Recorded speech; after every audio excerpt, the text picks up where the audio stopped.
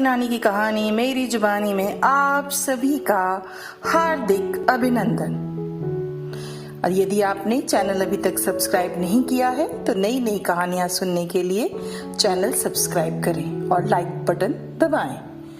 एक गीदड़ कई दिनों से बहुत भूखा था। उचित भोजन नहीं मिलने के कारण वह काफी कमजोर भी हो गया था। उसमें इतनी ताकत भी नहीं थी कि स्वयं शिकार कर सके। एक दिन वह एक पेड़ के नीचे बैठकर अपनी किस्मत को कोस रहा था। थोड़ी देर में उसने एक शेर को आते देखा। एक भैंसे का शिकार कर शेर अपनी गुफा की ओर लौट रहा था। भूख और कमजोरी के कारण गीदड़ शेर को देखकर कांपने लगा। जैसे ही शेर उसके निकट आया, गीदड़ पेट के बल लेट गया। शेर ने गीदड़ को इस तरह लेटा देखा तो उसे हंसी आ गई। उसे गीदड़ पर दया भी आ रही थी। शेर ने पूछा, तुझे क्या कष्ट है जो इस तरह पेट के बल लेटा है? हुजूर, यदि आप आज्ञा दे तो मैं आपकी सेवा करना चाहता हूँ, पर मैं कई दिनों से भूखा हूँ। ठीक है, चल मेरे साथ, शेर ने दयालुता से कहा।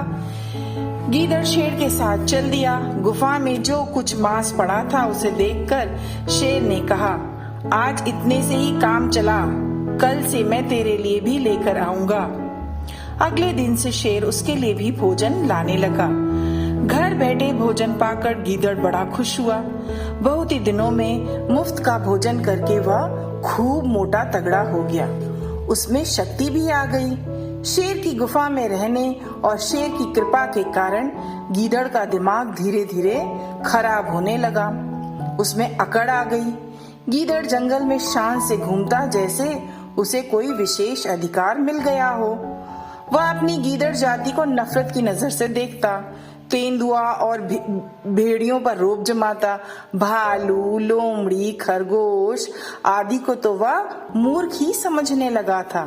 उसका घमंड देखकर जंगल के जानवर उससे चिढ़ने लगे।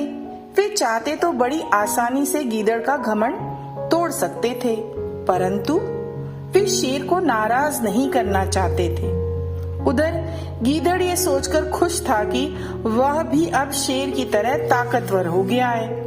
एक दिन उसका अहंकार इतना बढ़ गया कि वह हाथी का शिकार करने की बात सोचने लगा।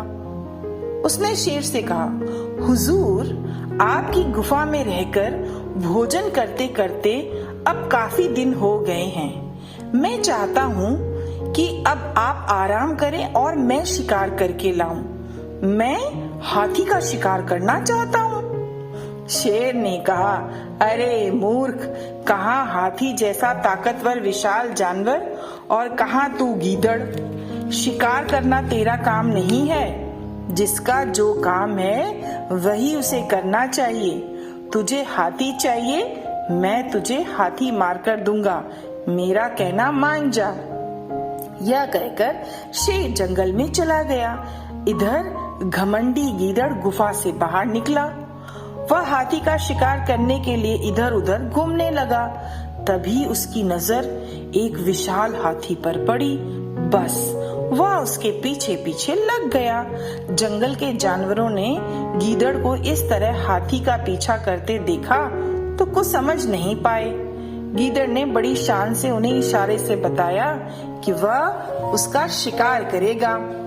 कुछ दूर पहुंचकर गीदड़ एक ऊंची चट्टान पर चढ़ गया और हाथी की प्रतीक्षा करने लगा। जैसे ही हाथी वहां से निकला, गीदड़ उसकी गर्दन पर हमला करने के लिए कूदा, लेकिन जल्दीबाजी में वह हाथी के पैरों के पास जा गिरा। अब तक हाथी सब कुछ समझ चुका था। हाथी ने तुरंत अपना पैर उस पर दे मारा। गीदड़ वहीं चकनाचूर हो गया। उसका सारा काम तमाम हो गया। शेर दूर से यह दृश्य देख रहा था। वह उसके पास आया। जंगल के जानवरों को उसने गीदड़ के घमंड का फल दिखाकर कहा, अपनी ताकत को जाने बिना अपनी से ज्यादा बलवान से भिड़ जाने वाले का यही हाल होता है।